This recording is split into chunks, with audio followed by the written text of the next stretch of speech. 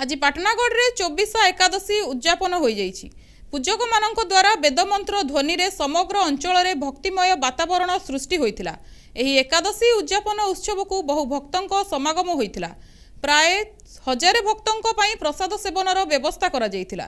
सूचना अनुसार प्रतिवर्ष 5 दिन धरी एही पूजा पालन करा जाए। एक स्वतंत्र रीतिनीति अनुसार 24 एकादशी एही अंचल में पालन करा जाइथाय। एहा छड़ा आखपाख अंचलरू बहु भक्तों समागम एठारे देखिबाकू मिलिथाय। चौसा करथुनु पूजा कार्तिक मासर शुक्ल पक्ष उद्यापन चली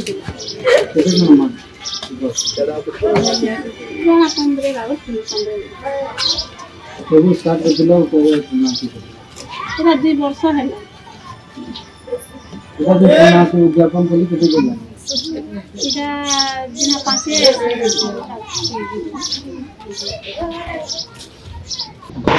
दलपाली आज्ञा यहाँ मुई बर्तमान रामपुर लक्ष्मीनारायण मंदिर रोचे आमर एकादशी चली बोधिनी एकादशी 24 जेनटा एकादशी करी करी बर्तमान मैंने इटा शेष एकादशी थिला ये सब उद्यापन करी सब व्रती मैंने यहाँ आमर 5 दिन होगलान पुराण चली गोपलीला चली आज से पूर्णाहुति है द्वादशी दिन बर्तमान यहाँ ब्राह्मण भोजन करी आमर पूर्णाहुति सब काम शेष होगा।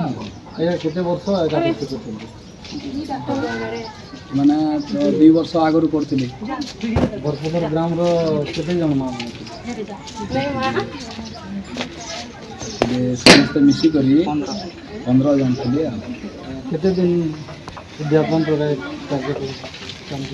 इटा तो आम वर्षे हो गलान इटा तामने धरिचु जेटा उत्थापन एकादशी आम धरनु जेनटा मैंने मगशिर मासर तामने पहला कृष्ण पक्ष एकादशी धरा होता आउ इटा फिर कार्तिक शुक्ल पक्ष एकादशी शेष है 24टा एकादशी